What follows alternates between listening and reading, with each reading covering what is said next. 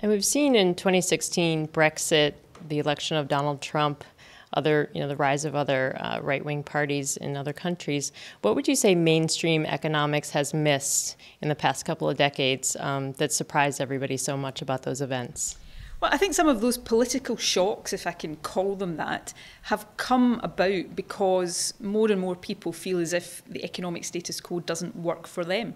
In the UK, we've now seen a decade of stagnating wages, inequality is rising, and it's hardly surprising that people look at the prevailing economic model and think, that doesn't work for me. It might work for a minority, but not for me and my family and my community. And therefore, different thinking is required, but not just different thinking, different policy is required. Because we now know that inequality is not just a price that has to be paid for growth, which has for too long perhaps been the prevailing view.